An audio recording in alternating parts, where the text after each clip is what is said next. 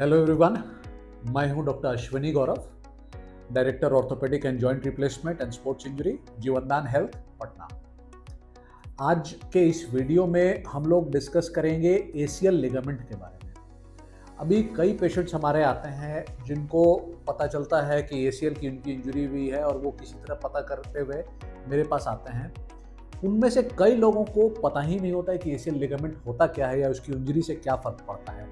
तो आज के इस वीडियो में मेरा गोल है कि मैं आपको बता सकूं कि एसीएल लिगामेंट क्या होता है, कैसे इसकी इंजरी होती है, इसके क्या लक्षण होते हैं, कैसे इसको डायग्नोस करते हैं और क्या इसका ट्रीटमेंट होता है। तो आज नटशल में ये सारा कुछ हम लोग कवर करेंगे, तो बने रहिए वीडियो के अंत तक। एसीएल लिगामेंट हमारे घुटने का एक मुख्य लिगामेंट होता है।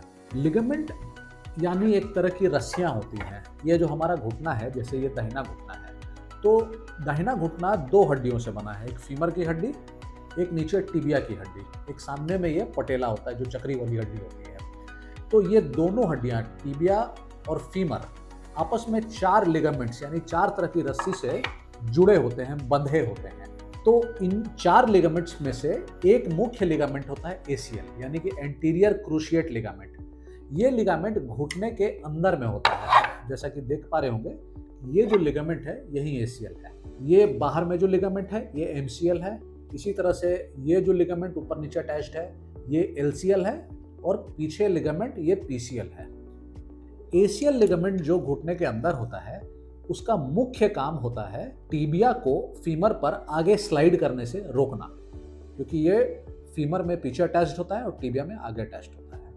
जब भी हम लोग चलते फिरते हैं या अचानक कभी रुकने की ज़रूरत पड़ती है तो वो जो एफर्ट हमें जो ब्रेक लगाने का काम है तो वो एसीएल लिगामेंट ही करने में मदद करता है। तो एसीएल लिगामेंट की जो इंजरी होती है वो मुख्यतः कुछ पर्टिकुलर एक्शंस में ज़्यादा होती है, खास करके जो ट्विस्टिंग घुटने का मूवमेंट होता है या जो पाइवेटिंग यानी घूम जाना, ये जो मूवमेंट होता है उसमें होता है।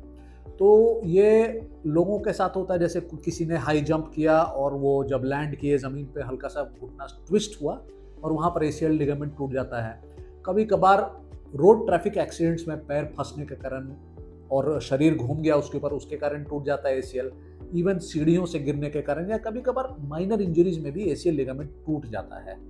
तो जब भी एसीएल लिगामेंट टूटता है तो एक पॉपिंग साउंड सुनाई देता है और साथ ही साथ पेशेंट्स को पेन होता है। फिर ये पेन और पॉपिंग साउंड के इमीडिएटली यानी कुछ देर में ही घुटना फूलने लगता है, स्वेलिंग होने लगती है। ये जो घुटना फूलना होता है ये पैर के अंदर लिगामेंट टूटने के कारण जो ब्लड आता है उसके कारण हो जाता है। पेशेंट्स जो इंजरी के बाद चलना फिरना नहीं कर पाते हैं और कंप्लेन करते हैं कि after surgery I was able to stand up, लेकिन अभी फिर ना चलना फिरना मुश्किल हो गया है।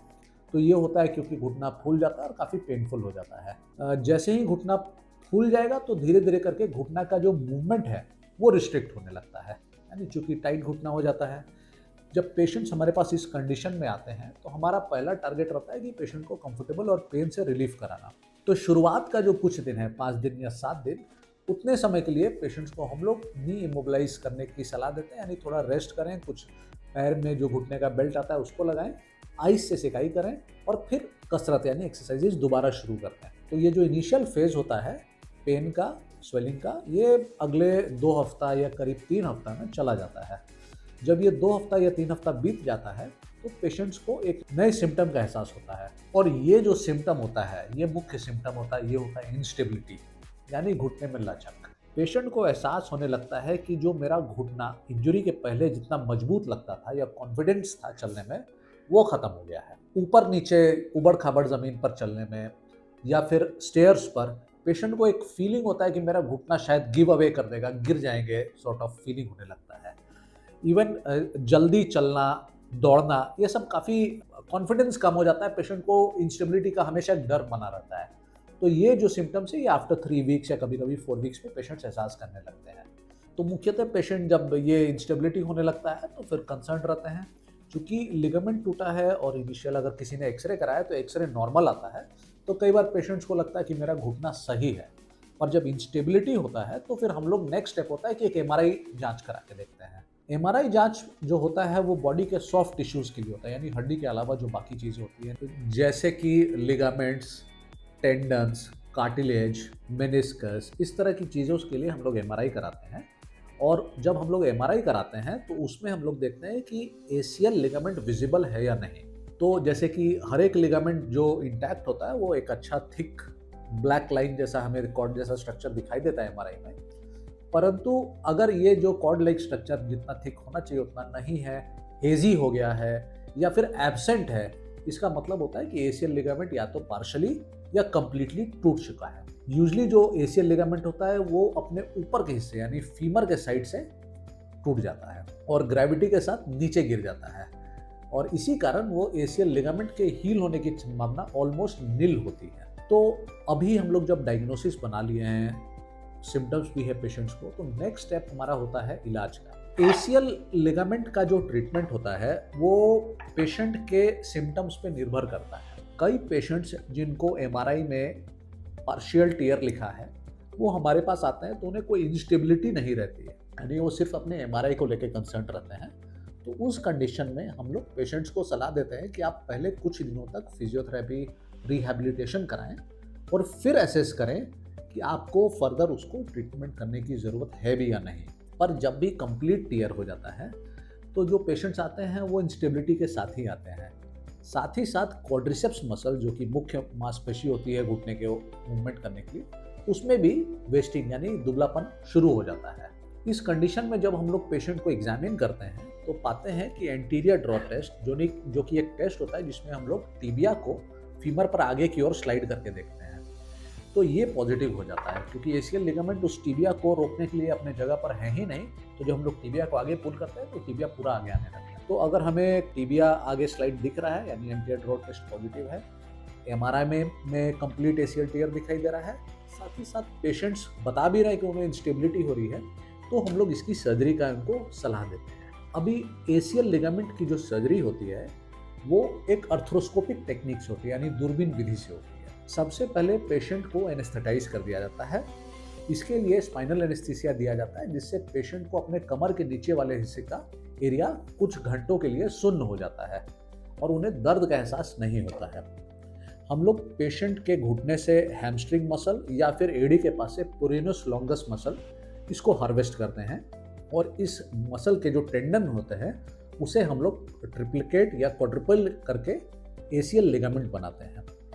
फिर अर्थ्रोस्कोपी टेक्निक से इसे एसीएल लिगामेंट की जगह फिक्स कर दिया जाता है।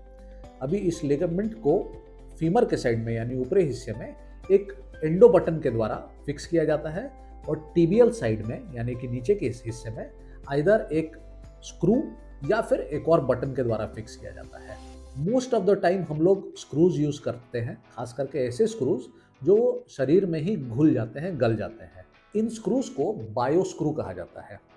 ये स्क्रूज शरीर में 2 से 3 साल होते होते गायब हो जाते हैं और उनकी जगह एक नॉर्मल हड्डी बन जाती है, तो इन्हें कभी भी निकालने की ज़रूरत नहीं पड़ती है।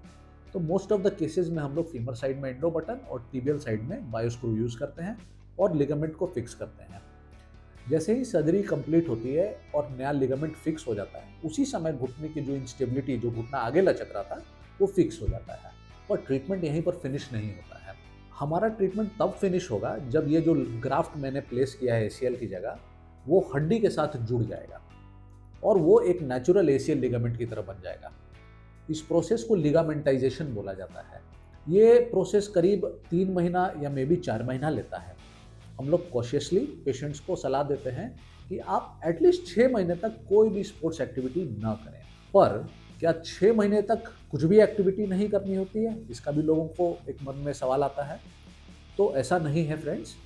हम लोग एसीएल लिगामेंट सर्जरी के नेक्स्ट डे से ही पेशेंट्स को चलना फिरना शुरू करवा देते हैं। शुरुआत में हमारे ग्राफ्ट पर ज़्यादा प्रेशर नहीं पड़े और वो स्ट्रेच आउट नहीं हो, इसके लिए हम लोग एक नी में ब्रेस देते हैं और वॉकर के सहारे पार्शियल वेट बेरिंग कराते हैं। और करीब 1 सवा या 1.5 महीना होते होते 100% ऑफ द पेशेंट्स वॉकर और ब्रेस को छोड़कर एक नेचुरल इंडिपेंडेंट चाल में आ जाते हैं और अपने काम को रीजॉइन कर सकते हैं। ये जो अपने काम को रीजॉइन करने के बाद का जो समय होता है करीब 1 से 1.5 महीने का, वो भी पेशेंट्स अपने घर पे फिजियोथेरेपी करा के बिताते हैं और करीब 1 से 1.5 महीने की फिजियोथेरेपी भी इसमें लगती है। और 3 महीने होते होते पेशेंट एकदम ही नेचुरल वॉक में और कॉन्फिडेंट होकर चलना फिरना काम सारा कर पाते हैं। इस सर्जरी में जितना इम्पोर्टेंट सर्जिकल प्रोसेस है उतना ही इम्पोर्टेंट फिजियोथेरेपी भी है, और अगर दोनों साथ में किया जाए और कायदे से किया जाए तो पेशेंट का रिजल्ट काफ़ी ज़्यादा अच्छा होता है। एक बार जब 6 महीने का पीरियड बीत जाता है तो हम लोग अपने पेशेंट्स को फिर रनिंग या अदर स्पोर्ट्स एक्टिविटी के लिए भी इनकरेज करते हैं। एसीएल लिगामेंट सर्जरी चूंकि एक आर्थ्रोस्कोपिक सर्जरी है, इसलिए इसमें पेन काफ़ी कम होता है, कॉम्प्लिकेशन होने का रिस्क ऑलमोस्ट एब्सेंट है, और एक्सट्रीमली सक्सेसफुल सर्जरी है। तो आपको या आपके जान पहचान में किसी को भी अगर एसीएल लिगामेंट की इंजरी हुई है तो आप इस वीडियो को उनके साथ शेयर कर सकते हैं, इस इन्फॉर्मेशन को। और अगर आप हम लोग के सेंटर पे आकर एसीएल सर्जरी कराने चाहते हैं तो आप नीचे दिए नंबर पर कांटेक्ट कर सकते हैं। हम लोग किसी और दिन मिलेंगे किसी और वीडियो के साथ। तब तक के लिए आप लोग स्वस्थ रहें, खुश रहें, अपना ख्याल रखें। नमस्कार।